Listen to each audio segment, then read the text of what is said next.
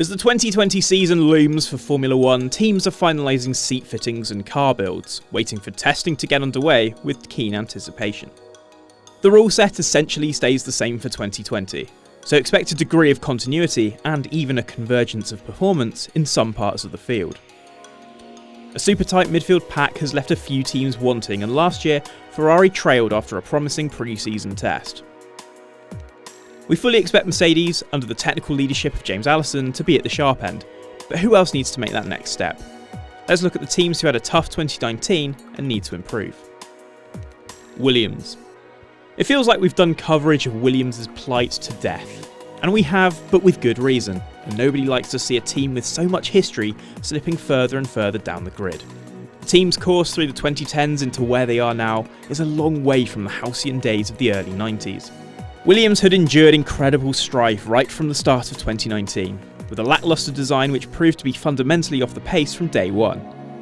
Even failed crash tests bore early warning signs of a team ill-prepared for a 2019 campaign, as your season starts well before a car turns a wheel. Desperate attempts to be smart with design ended up being halted, with radical designs for the suspension and the wing mirrors deemed illegal before the season got underway. From a team perspective, calmer waters and stability for 2020 will help. Ex-technical director Paddy Lowe ultimately led Williams down a path that didn't work, leaving the team all at sea in the early part of the season. Sir Patrick Head stepped out from the shadows to help guide and iron out the development of this year's car, but now Williams must stand on its own 2 feet. What's needed for 2020 is a stable and lighter car that responds well to changes and development and brings them further back up the pack. The goal will also be to build a car with less drag to really maximise how the now narrow power advantage Mercedes has as an engine supplier. More points hauls this year, particularly for George Russell, will inspire confidence in the team and build momentum while keeping an eye on 2021 development throughout the season. Haas. No, it is Haas. I'm going Haas. Haas. A controversial season for Haas on and off the track made 2019 a difficult one. Kevin Magnussen and Romain Grosjean repeatedly clashed in already uncompetitive cars, which will only have caught the ire of Gunter Steiner. Spain, Germany and Britain all notable embarrassing skirmishes between the pair. Wildly unpredictable across different tyre compounds and temperatures led to an erratic performance. Struggling to get to grips with the 2019 Pirellis meant that the team could not keep its tyres within the right working window for long enough.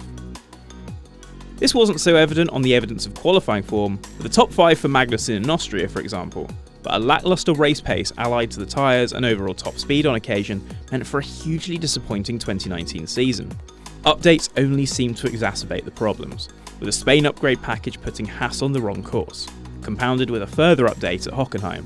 In the end, Grosjean requested that the car spec be reverted to the Australian Grand Prix spec mid-season to try and get a better read on the car, letting Magnussen run the new updated package, but still couldn't find solutions with either. From a technical standpoint, Haas needs to find a baseline chassis that can provide a wider working window for the tyres, while from a driver standpoint, both Grosjean and Magnussen need to learn to work together.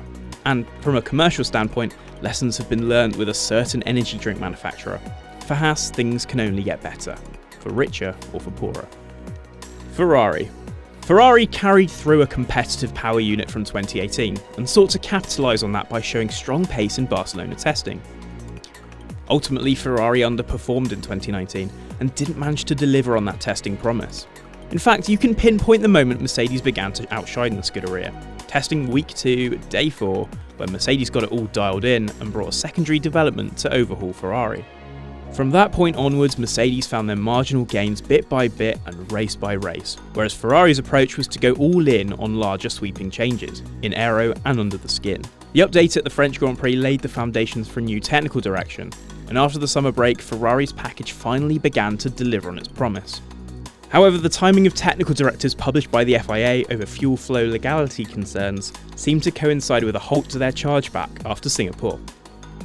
A dazzling season for Charles Leclerc, snatching 7 poles, showed that the SF90 had good one-lap pace, but the race pace wasn't quite so stellar. That, combined with an intra-team rivalry between Sebastian Vettel and Leclerc, meant that the Ferrari dream became unstuck. Ferrari has a lot of work to do to overhaul the might of Mercedes on a technical and sporting front, making sure that updates are on a par with Mercedes' cycle and leave no stone unturned. Incidents like Brazil and Russia show cracks in the Scuderia, which when assembling a proper 2020 campaign leaves them open to scrutiny from the media and the internal powers that be.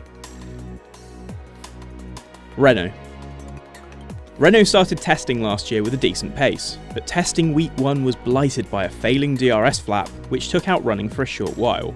With today's tests being so short compared to, say, 10 years ago, every second of track time is vital for systems checks, performance gains, and running through tightly packaged run plans. Reliability and uncharacteristic driver error plagued the Renaults through the season, with 8 races in which neither driver scored points, including a low point for Hülkenberg which he slid out of a potential podium position in Germany, while Ricciardo reversing into Kvyat in Baku was a particularly goofy manoeuvre that shut down a possible points finish. Monza was a particular strong point with 4th and 5th off the back of a strong qualifying, but they can't solely rely on that when it comes to providing a package to wrestle the F1.5 or Class B crown from their customer adversary McLaren, who has shown them up with a stronger chassis.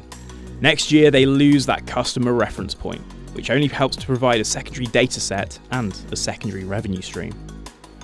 Daniel Ricciardo struggled with braking issues in the early part of the season, trying to find his signature style and the right feel for the brakes to use for big dives on overtakes in his Red Bull career. Renault gambled heavily on the French Grand Prix for a large update. It was to little effect. Telling signs were the constant rear end plate changes throughout the season, but no clear steps were made forward to jump up the pecking order. Further copybook blots came in Japan, with an investigation into a brake balance system which the FIA declared illegal, which resulted in a disqualification and thus contributing to the team's swing and a miss for 4th in the Constructors. Renault will need to keep their nose clean and box a little bit more clever with systems like this. On the design side, they're already making big changes. Nick Chester has left the chassis design department, with Pat Fry, formerly of McLaren and Ferrari, to replace him, while ex-Williams and Ferrari aerodynamicist Dirk de Beer joins to make the RS20 more aerodynamically efficient.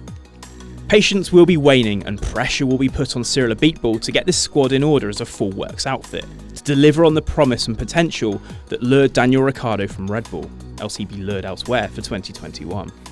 Overall, an improvement in ambition and a stronger push from the board will help the team gain momentum this year. The caveat, McLaren. Why McLaren, you ask? Well, compared to 2018, 2019 was a brilliant year for McLaren. But looking back gives you a sore neck, and McLaren still has more to do. They must make it count again and capitalise on the momentum they gained last year and carry it through to 2020.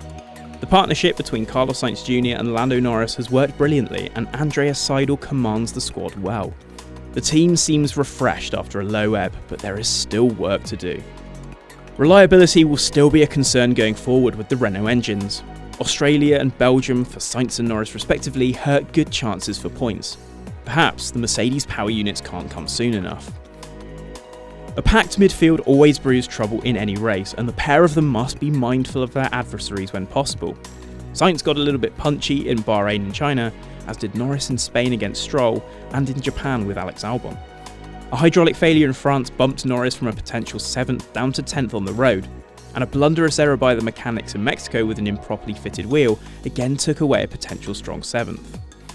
All these small things in reliability and performance add up to detracting from a solid 2019 campaign. But if they stay tidy and reliable, that could mean more podiums in 2020.